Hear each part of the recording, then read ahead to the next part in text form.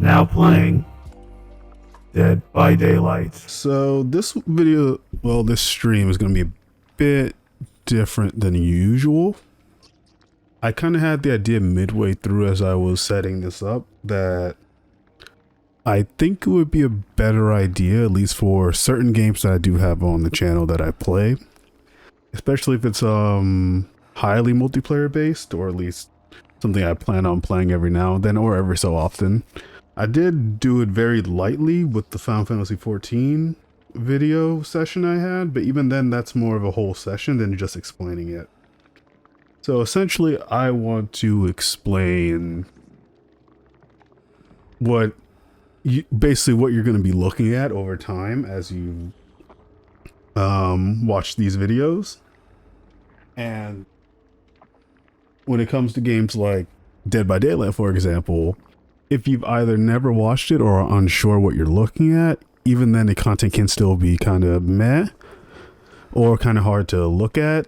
Or even if you're just like enjoying just me talking, every now and then you want to look back and kind of understand what's happening.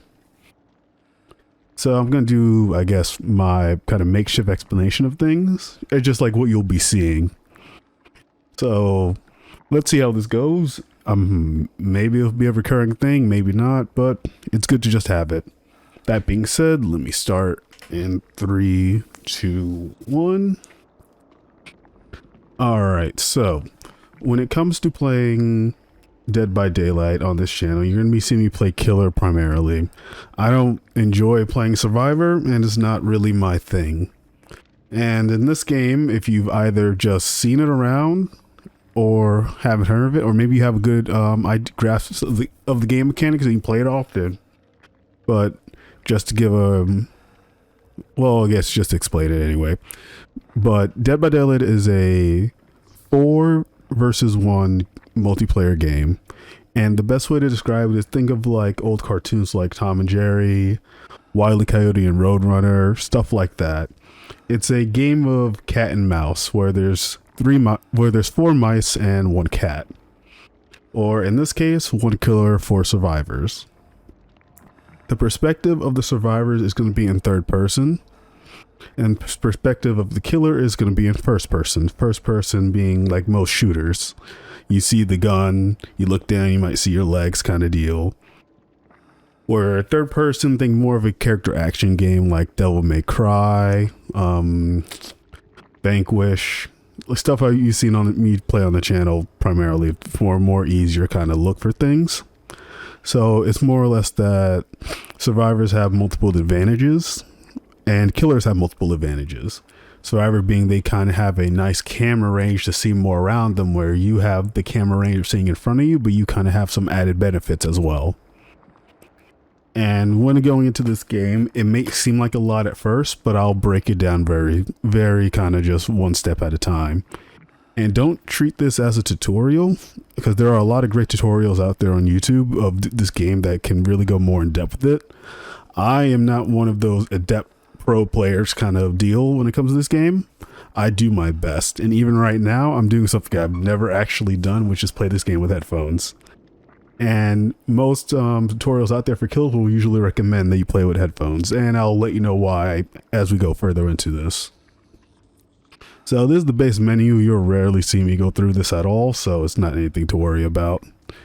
But right now this is going to be the main bread and butter of the entire gameplay for most part. So the moment you load in, you see all this stuff and you're like, okay, what's happening? Let's start from the right, since that's where the most information is, but this is also the information that you don't even need to worry about. The right is your ranking within your perspective, and to my perspective, which is going to be the killer. The game ranks from 20 to 1, 20 being the lowest, 1 being the highest. So in post-game matches, I'll usually scroll around and see what the ranks of other people are. That lets me know, or at least give me a rough estimate on what type of ranking they are in terms of their ability of this game. I learn more of that in the match than I do at the end, but this is more like a nice little notice. Also lets me know how well the matchmaking is going and how well I'm potentially doing. I don't treat this game as competitive, so I don't honestly care. It's just more or less, if something feels too easy, I like to know why, or if there's a tactic I've seen, I like to know what rank that person did that tactic in, so I kind of learn from it. On this side, this is your personal player level. Like most multiplayer games, you do have a player level, so that's just how often someone has played this game on their perspective account. That's it. This marker here is blood points. This is what is used to purchase what are essentially perks and skills for both killer and survivor.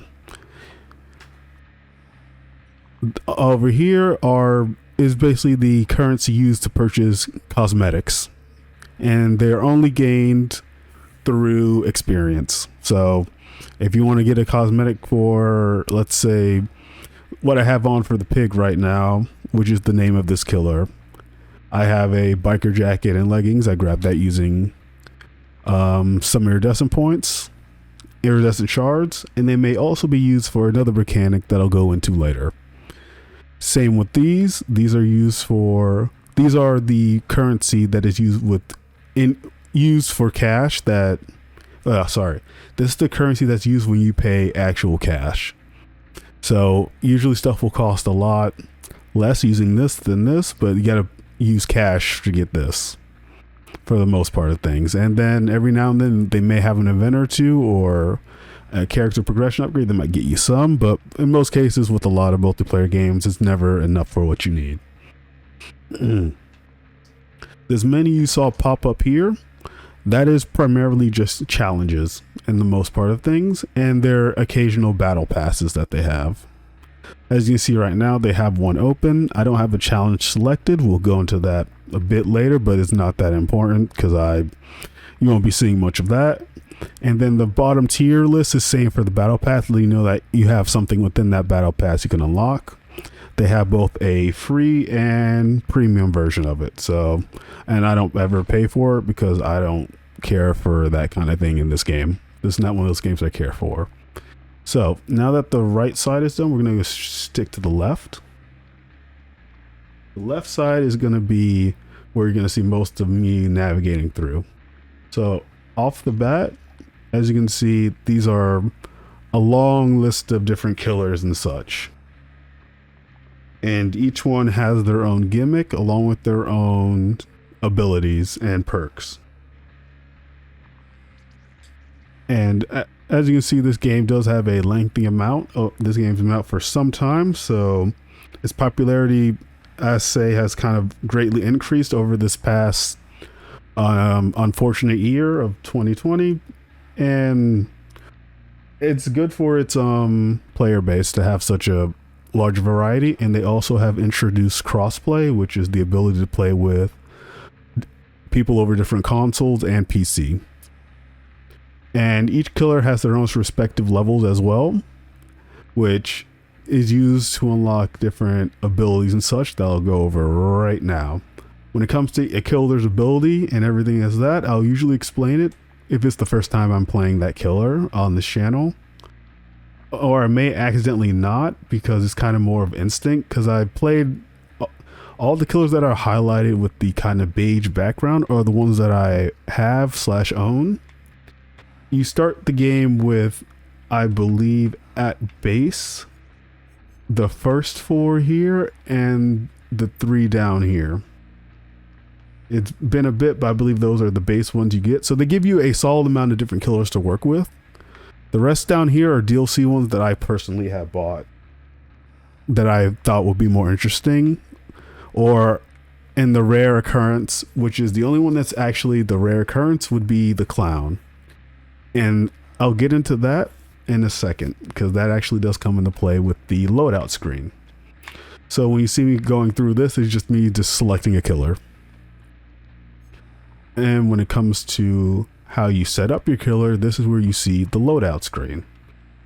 The loadout screen, depending on how invested a player is in the killer, can be quite vast and just a lot of different icons. You're not too sure what they are, what they do. And the more you see people play this game, you kind of get notice of certain perks that are used more often than not. Or if you watch someone, they tend to kind of say what their perk is and what they're running. And especially if it's if they're streaming and someone asks in chat, they will always gladly explain what their perk is and how it helps them throughout the game. When you choose a killer, you have their base power, which it's a lot of text, but it can be reduced down to a lot once you start learning how the killer functions. And once I'm finished with this tutorial on the base, I'll go into the pig's kind of full kit to a degree. You have their base power, which the game will always give you a description over anything you hover over to kind of give you that idea of how the killer works. And then you have what are essentially called add-ons, and this will change the bottom section. These are different modifiers that get added to your killer's abilities that can be used to either change up how they play, reduce the time it takes to use an ability, increase the time it takes to use an ability, make things more difficult for the survivors while your ability's active or inactive. There's a lot of different ways to mix it up, and a lot of people kind of have their kind of set preferences to how effective a killer's add-ons are. In this case, for me personally, I don't use as much as the kit for this character as I should or should not. It all, like I said, it all comes to your preference when it comes to multiplayer games. Then from here on, we have the offerings. Offerings are baseline modifiers that either will increase the amount of blood points that you gain in a match for doing a particular task. One can be used to select a specific map if you have your preference, you want to test something out, or you just want to annoy people with a potential build you may or may not have. The offerings can kind of vary. They did add a recent one, which I'm not much of a fan of, that changes the location of what are essentially used to which is the location of the basement, and the basement is a particular area that is used for capturing survivors, but it's more of an RNG sense when it comes to that kind of thing, so I don't really care for it either way. It just increases a probability of it appearing in this specific place, and for this kind of game it's not that useful. And then when it comes to perks, I'm just going to press this here. They come in a wide variety. And what I was getting into before of how when I bought the clown, first it was more or less, I was slight interest, but it was more or less for his perks.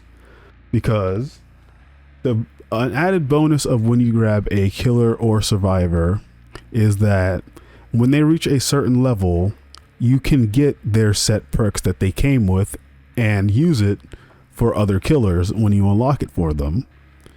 So if one killer has a perk that you like, but you're not a big fan of that killer, you can move it to a different one. So when you see me going back and forth on this screen, kind of moving stuff around, or like me saying that I really want to get this one on my draw, it becomes more or less I got this killer and I got this perk and I want to use it on this killer instead because I think it will change up how they play for me. And just as the power, anytime you hover over any of these perks, it will read over it and just give you a kind of description of what you're dealing with. And unfortunately on stream, it's not really too grand to go back because a lot of people like to be in the center of things when it's streaming. But when it comes to videos, I highly recommend that if I might actually do the thing where I just hover over it for a second and then move, and that's kind of my instinctual thing of just like, once you know the icons and what you're kind of looking for, you kind of can just press it off the bat. But if you need a second just to pause, just to read what something does, by all means go ahead. I highly recommend it because then it can understand more of how the game is functioning. And when you're watching other people play Dead by Daylight, it will show you, eventually you will start seeing the same ones pop up every now and then, or even some rare ones that kind of look distinguishable.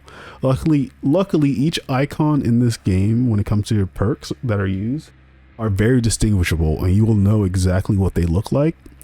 And the moment you know what you're looking at, you can kind of automatically think of, okay, so this does this, so they have this going on with this going on with this, so that explains why this is happening and this is happening. Okay, cool. And sometimes you don't even have to really like look at it and think about it, because half the time while going into it, you'll hear them talk about their perk that they're using and why it's helping or why it is not helping during this. And now how you go about unlocking all these perks, offerings, and add-ons is what is known as the Blood Web. The Blood Web is essentially what it looks like. It's a web of different items that you can grab, and just as the perk screen does it, you can look at it and see, okay, so this costs 4,000 blood points and it gives me this ability, so I'll go this route, and this route to grab this stuff. Or I want to grab this perk that is just a baseline perk, and I can just go here, here, here and grab it. Or in this case, what I did was this is the perk I wanted. Okay, and this is the upgraded version by the 3 markers on the right of its title that shows it's the upgraded version. So my first thought was, let me grab this, this, and this. And most of the time, while you're like, when I'm going through the Blood Web, I don't care what the add-ons are to get to it, because I know exactly what I want and I just grab it. Because 9 times out of 10, these will either come in handy or they won't, and I'll never use them. And that's it. Because you don't need add-ons and offerings to enjoy or play this game. They're just the added bonus of things. And the interesting thing about it is that unless you have a particular offering, the add-ons you use, they go away. That's why at this portion you see these numbers at the bottom of people's screens. It shows how many they have, hence the constant need to go to the Blood Web. After it fills up, it randomizes itself and resets, and then you just do the loop again to see what you get. If you have a particular one, same as the perks, if you see an icon, you go straight to it, and there you go. And then after that, it just customize, and that is the cosmetic screen I was talking about earlier. Not really much of importance when it comes to gameplay or just watching it, so there's not much there in this regard. And now the interesting part is going to be the gameplay, but before then, I'm going to explain how this killer works. This killer works in this regard. To give you a full description, this is the pig, and also more adamantly known as the Jigsaw Killer. It is a movie license killer. This game has, and I believe treats their movie license killers with some respect, and they actually feel like you're playing as that killer. Looking at the screen, this is the baseline screen for a killer. Anytime you're looking at the game or undecided whether or not you want a killer, there are multiple videos out there that will show you what the killer is about. But if you want its kind of baseline stats, you go to attributes. Attributes show their max running speed, the speed at which they go at base, a terror radius. The terror radius is a particular radius that centers from the killer that expands outward in a circular motion, and the closer you are to a survivor, the more they'll hear their heartbeat move faster and faster. That is letting the survivor know that you are near. And that is a particular important thing to notice when utilizing certain perks, both for the killer and potentially people you're against. It's information that is needed to be known for each killer, because each killer can have different attributes. Some are shorter, hence by the height difference. Some are taller. Some have a terror radius that is smaller, making it easier for you to sneak up on people. Some killers move slower, but their abilities compensate for it. And as you can see, when it comes to perks, each killer comes equipped with their 3 baseline perks. And the way I put it is that these three baseline perks are how the developers of the game wanted the killer to play as initially. Whether they work in full, like in a match fully, that's kind of the iffy part about it, in all honesty. So when you look at a killer and you see their perks, it's like what their base perks are, and these will show you exactly what their three base perks are. And these ones I won't be going over because I'll go over the perks once I pick them. And these three are kind of, well, the second one's more useful than the other two for me in most regards. When it comes to her power, the baseline is that she comes equipped with 3 different abilities. She comes with 4 reverse bear traps, and if you don't know what those are, I do apologize, but look up an image before you go on YouTube because it can be quite gory. Essentially, when you knock down a survivor, they're put into what's called a dying state.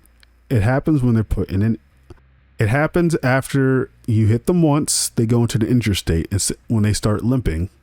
After you hit them again, they go into a dying state, which they are on the floor and can crawl. Within that dying state of when you hit a survivor, you can put essentially a trap on their head. The trap will then activate later on in the match when the trap has a chance to activate when a generator is turned on. And the generator is what is needed for the survivors to win the match. And there are, in total, they need to activate 5, and there are about, I want to say like 8 scattered around the map, maybe more. There's not really something I pay attention to too much about how many. It's more or less of their position. And during that time, if they activate one, the trap activates. And around the map, there are going to be white markers, and you'll see it as I play. Looks like essentially a tool workshop table kind of deal that are filled with traps, barbed wire, all that.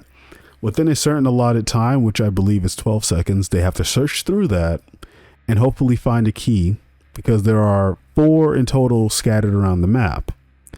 And if they find the key, the trap comes off. If they don't, then they have to go to another one and another one and another one. And this is where an RNG takes place, where I don't know which one is the key for the trap I put it on. They don't know either, but I have the locations of where all of them are at all times. They have the location of where they're at all times once it goes on them. So that's kind of an even way to keep it, but still keep that tension going within a match. Another one of her abilities is the ability to crouch.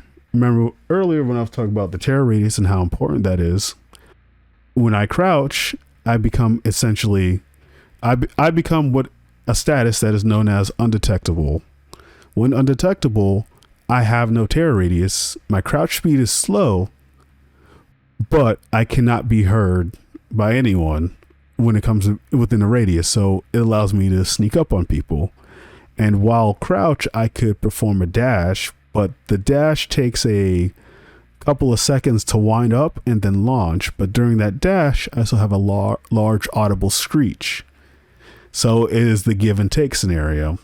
I can do a nice easy noodle dash to get to someone, but they'll know I'm readying up the dash. And it's not an ability I use that often because it's not really prime for me. And I'll use this match to kind of get the basics of things as well, because things tend to overlap each other when explaining something. And I'm not too grand at explaining things to a solid degree. So within this match, I will be using I'll be using a perk called Monitor and Abuse. It reduces my terror radius by 8 and increases my field of view. Yes, this game does not have a field of view slider. It's to keep things even, and it's very important because you're in first person. If you were to extend your field of view, it would give you an edge of seeing more things around you. So I completely understand why this game does not have one. It would be knowledge is very important in this game. So having that kind of knowledge is kind of, well, disturbing and potentially broken. And while I'm chasing a survivor, my tear radius is increased by 8. So essentially, when I'm not chasing a survivor, it reduces by 8. And when I am chasing a survivor, it increases by 8. So it goes to 24, and then it goes back to 32 if I'm chasing them. I will then be running Sloppy Butcher. When I attack a survivor, it causes them to bleed out more, essentially leaving an easier trail to follow. And it gives them a status called Hemorrhage. Hemorrhage is basically a status that, it leaves a status called Mangled. Mangled is basically a status that causes, essentially will soon cause damage over time and knock them down. And they have to heal up in order to remove it. So it's more of a time waster, if anything. Rarely ever lands. Ruin is an ability that you'll be hearing quite often. A lot of people will argue it is the way to balance out the game. In my opinion, it's not really, it doesn't matter to me, because this game is a 4v1. It needs to be on the 4 side for a lot of stuff, or it will seem it needs to be geared towards more of the 4 than the 1, because you need more players. And if you hear that 1 is too powerful against the 4, then it will drive people away. It's better for the mouse to win than the cat most of the time, but it wouldn't be a multiplayer game if the cat couldn't win. Same with the episodes Tom and Jerry. If the mouse always wins, well, then you already know what happens at the end. But if there are moments where the cat wins, then you're like, oh, this just got more fun. And finally, I'll be running what is called Discordance, which recently did get a change. But to sum it up in in basic terms to easier, it is actually, you know what? No, I'm gonna change this. I haven't experimented with this newer version yet, and I'd rather choose something easier and to show off kind of how things can work and synergy wise. I'll be replacing it with what is called Nurse's Calling. It is a perk from the killer known as the Nurse, which she is considered a high tier, difficult to learn character, and I can agree on that one. Essentially, when anyone is healing or being healed, I can see what is essentially their aura around them within 28 meters. So let's say I'm sneaking around or I'm trying to run around and I just see their aura while they're healing and injured, I could just go to them. It's a nice way to, once again, get that knowledge and to keep tracking. That being said, we are going to run a basic aura, a basic offering, and no add-ons.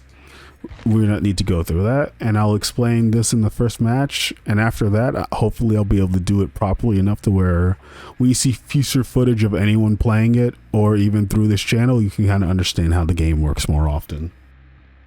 And then make it easier for your viewing experience, instead of you kind of feeling more blind going through watching someone's video, then kind of get that good learning experience of things as well. So you Y to ready up, and then you just wait. Most times, thanks to crossplay, matchmaking times have been significantly increased, in my opinion, compared to what it was before. Like, you get matches within like 15 to 45 seconds now. Before, it felt like a minute to 5, because you only get so much. So when you're on this starter screen, you get solid knowledge. You get to see what items the survivors have. While the survivor side, they don't know what killer they're facing. So that's your first added bonus. They have a toolbox which can be used to rush the gen speed up, or upgrade one, or even to destroy a hook which you need to get survivors on in order to end the game after a certain number of times to get them on there. The flashlight is used to stun you, and you might think, why would anyone ever run up to someone? Well, because let's say I am grabbing a down survivor and I want to pick them up and put them on the hook. If they get me at the right angle or the right time, I get blinded for a set amount of time, and the survivor that I was then carrying gets dropped. It is once again, every tier here has different power. So I'm going to use this as a explaining game. And then, yeah, after that, I'll just be going like regular. And then I also have to get used to playing with headphones. This is kind of the weird part of things. Luckily, this won't be that long of a stream because I just want to get things started and settled. And then the more I go on things, I'll try to the more I go on to things, the easier it will be. I'm trying to get better at this, but it's kind of difficult in certain regards as well. Because it's kind of like this game is procedurally generated and also contains RNG depending on what killer you play and how much knowledge you have of said game. So the first thing to notice is what map you're on, because like most multiplayer games, the map rotation, you get used to it. And luckily, this game in particular at the current moment is going through a graphics overhaul piece by piece. So maps are getting revitalized and renewed, adding a new experience to things. So you'll be seeing that happen within like these next, I want to say 2 years at best. So that's why you'll be seeing a lot of people reacting to different map changes. And you're like, what does it matter? Like, it's a very important graphics overhaul because it changes the way you handle situations now.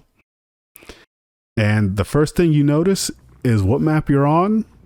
And you see the auras of red generators. Those are what we need to patrol around and look for survivors on. So movement is very important. For this killer, I have the bear traps I was talking about earlier. These are these white markers here. That right there is a notification letting us know that there is someone working on that generator and they have potentially messed up or maybe trying to lure you over there. And this is the crouch I was talking about earlier. It's used to sneak around and then we work from here. The idea is try to get this knowledge of knowing what you're dealing with. They all saw me, but I see at least 3 different people here. You try to go for the first swipe, but maneuvering is also a great benefit that survivors have. And if they can do it properly, it works in their favor. And if you look on the lower left, you can see that I injured that person and they are now limping. The benefit of the Sloppy Butcher perk from before lets me increase their blood trail, and these markers they're making also increases. So you can kind of get that regard. That ding you just heard was the generator being repaired, which can also be seen from the bottom left. That right there was a fake out. Knowledge is important, and trying to kind of figure out how the person plays is in the best regard. Now that they're down, we place a bear trap. The next time they decide to hit a generator, that can activate. Or if she decides to take it off beforehand, then she takes it off. This killer's particular thing is RNG. You place them on the hook. You have to place them on the hook 3 times. And that sounds like a lot, and sometimes it is. The main aim for a lot of different killers is different. Everyone has their own preference on how they want to handle things. My ruling on this kind of thing is aim for at least 2 survivors. Never aim for 4. 4 is ridiculous, in my opinion, because that requires a set amount of things to transpire. And that can be quite difficult to do. So we're checking this generator because I can hear the sound of it going in the distance as I was sneaking around. Every map is different, so the layouts kind of change. So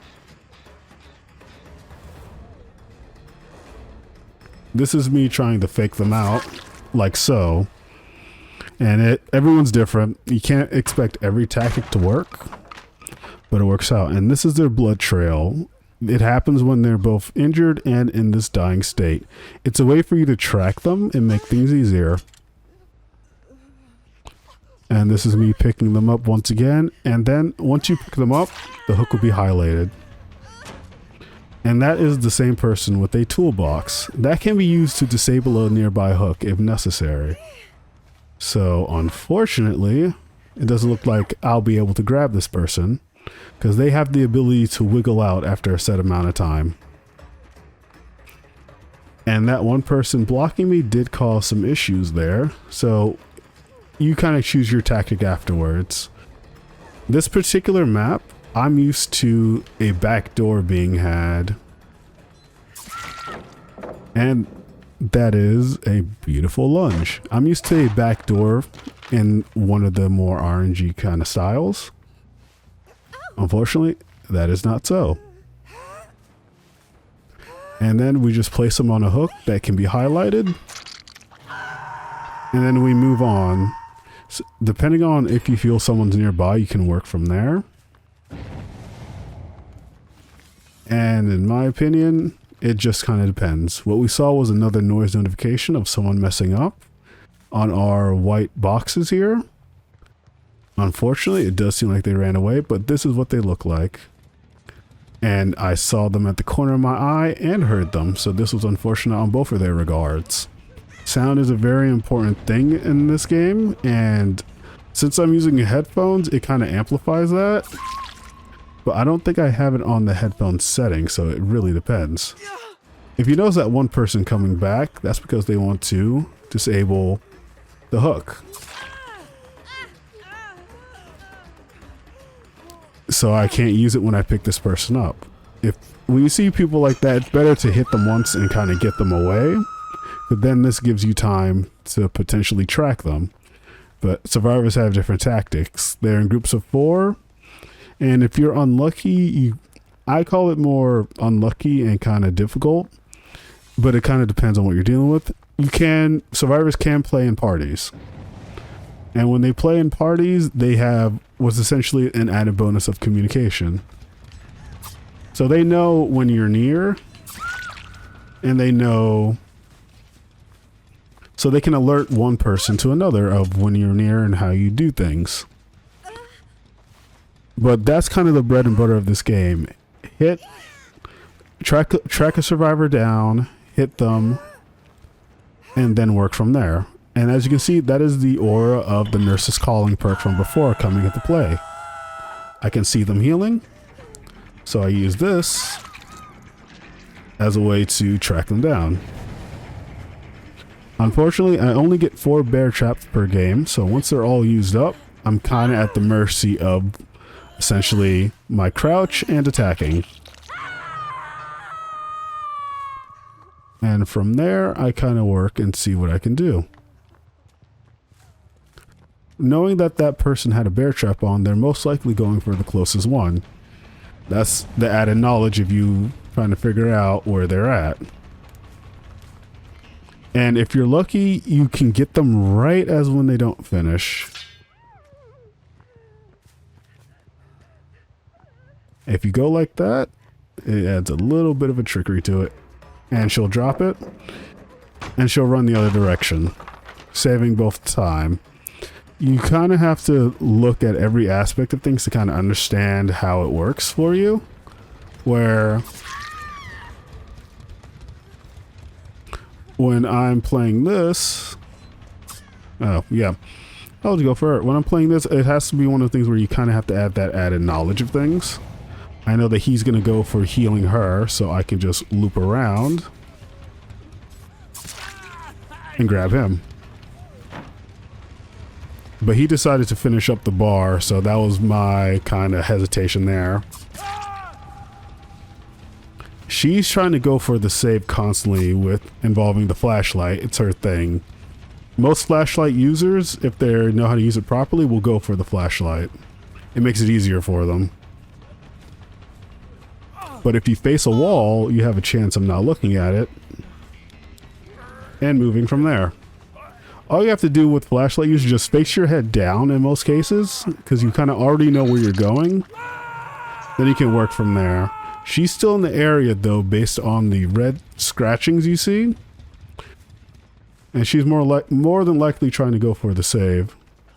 But I can't waste more time with these guys because I haven't essentially been patrolling the generators as I should have.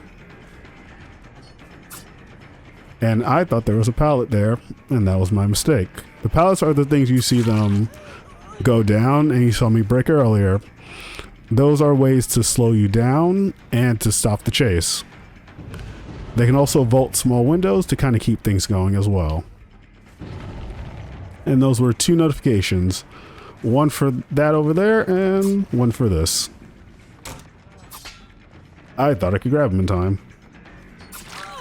Most times they will do a tactic what is called body blocking. It is used to stop you from attacking a survivor, as in they kind of take the hit. It's a smart tactic and very useful in times because it makes things easier for you. Now that everything's done there, I can see this person is healing and injured. This was the same one from before. And this is where the nurse's calling really comes into play here. That being said,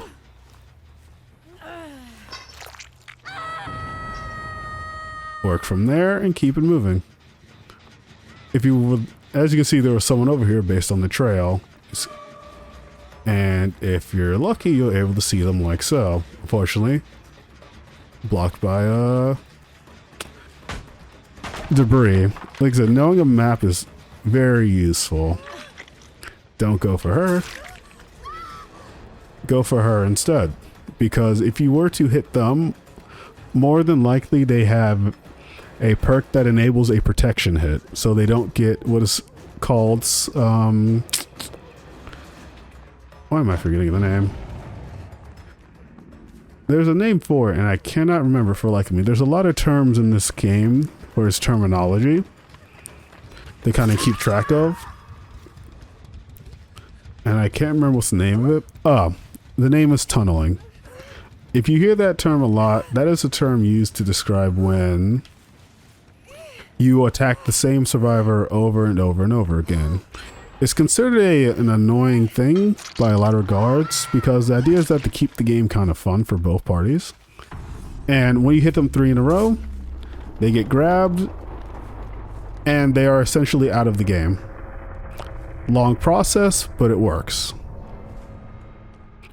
And that's 1, so the goal is to aim for at least 2. And there's someone over here based on the red marks and how close this is to being finished.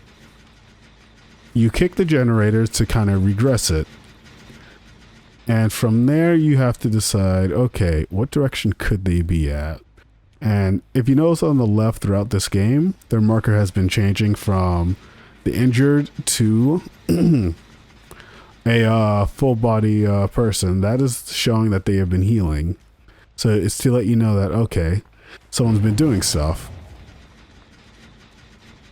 And based on the 2 generators that are being worked on and the blood trail going backwards, you can see it from inside that they messed up. So what you do is you work from here, and one already saw me. I'm not going to go for him at all. He's going to body block, but not to the best degree he could have. I thought I could do the lunge, but it's kind of hard to aim at times. You kind of have your own preference.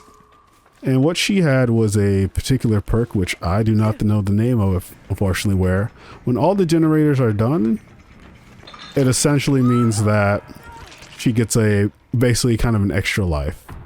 What happens at the end of each game when all generators are done there are 2 exits. One which can be shown by the glowing flashing light from here, and one that can be shown over there. They have it takes a particular amount of seconds for it to open, or you can just open it as a killer depending on if they are prolonging the game, or you just don't feel like staying in this game that long, which then activates what is called the Endgame collapse, which is shown at the bar up top. It lasts for a couple of minutes, and what happens is that if no survivors exit the area, they are essentially done. And here you have what is called the hatch. It happens when there is at least 1 survivor in the area left. That is kind of a get out of the area escape free card if they can find it. But if the killer finds it first, they can kick it down, forcing them to either do the generators if there are still some left they have to do, or go towards an exit. And essentially that is the main precipice of the game. And it's just like, at this point, it's more or less just you kind of learn information over time. Knowing a map's layout is very important as well. And that last person just exited. And that's the end. After all this, you get a results screen. Those are the challenges and such shown before. You get a certain amount of blood points based on what you do. Brutality, deviousness, hunter, and sacrifice. And let me show a better one here. Oops, it's going through automatically, so hold on one sec. Deviousness, hunter, and sacrifice, which are also kind of shown here in more descriptive ways. These are just your how do I put this? Your ranking of tasks you complete, or stuff you're maintaining over time. So generator progress is what was shown before me kicking it, trying to degress it down.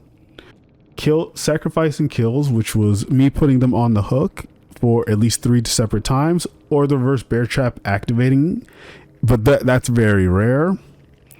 How often I apply pressure, meaning that if I hurt them, interrupt them, or down them, meaning if I hit them from their injured state, or if I stop them from healing or stop them from working on a generator, like I was doing before. And then just chasing them. When the music hits, that's me chasing after them. And your player level as before. And this is the screen that's very important if you want to start knowing how people kind of operate or what abilities they're using after you're getting countered by such. Since like keeping track of players is kind of important when you're knowing what you could be dealing with. Because there is what is known as a meta, which is essentially what is the main thing that is run by a mass majority of people because it's considered to be the most effective. And this was the flashlight that was shown earlier. Same as when you're on the killer screen, you get to see the description of the perks that they run. And for survivors, they have items instead of abilities. So these items are quite effective, and their perks can help them in many different types of situations. And there are hundreds, like a large amount. I don't know about 100. But there's a large amount of perks, but there's hundreds of combinations you can do with it in order to create a interesting build, or at least to see what works, or test something out, or any other. Just like, and they get access to the same screen here that I do, so they can see what I ran and what I was dealing with or what I was doing. And after that, you hit continue, and it will bring you back to the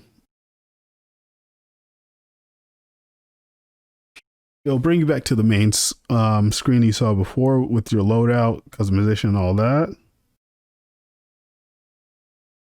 And that's basically it in that regard.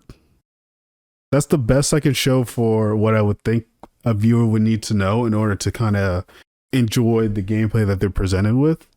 Because when you get into a game or something you're doing, you tend to forget that you need to explain certain aspects of things to viewers. And it's not a bad thing. It just shows like it's an automatic impulse, or you're so into it that you just don't think about it. And a lot of multiplayer games or just single player games with long stories, stuff like that, you just do, and you don't really think about how it would look from another person's perspective if you decide to present it as viewing material. So for me, for most games I play, it's usually single player, co-op, or and the one MMO. And for the single player and co-op, usually I start from the beginning, or the gameplay is really simple and doesn't really require much explanation. Or in the other chance, I discover it and then explain it, or explain it as I discover it. Either way. But when it comes to games like these in this regard, that kind of, I think, require a bit of explanation. It is a long explanation, which can easily be dwindled down. But I think it's better for my channel and then other people that are viewing it to like know what they're looking at. Because a lot of people like are very interested in games, but just don't know exactly how it works. And they can look up tutorials if they like, but sometimes they just either don't want to, or the person that they look tutorial at, they don't like the way they explain it. And luckily, there are thousands of videos that explain this game, along with a majority of other games as well. And I do highly recommend anyone take the time to just like look at a more official, practical how-to or beginner's guide, because this is more of a impromptu kind of thing, and I kind of want to keep it that way just to see how I kind of function when it comes to just explaining games and stuff to people. And hopefully this was good enough experience for you as it was for me, because I want to keep it in regard and just keep the knowledge going that you're able to kind of follow it to a degree, and then if you want to learn more, you can. That being said, if you do have any questions or comments you want to put down in chat or in the comments, go right ahead. I'll answer them if I can. If not, I'll put a link or two, or hopefully someone else will be able to give you the answers in chat or comment as well. That being said, I do thank you for watching, and now I'm going to go do a couple of just base games on my own thoughts and just try my best to do what I can. Thank you for watching, and please stay safe out there and go support whatever content creator you can.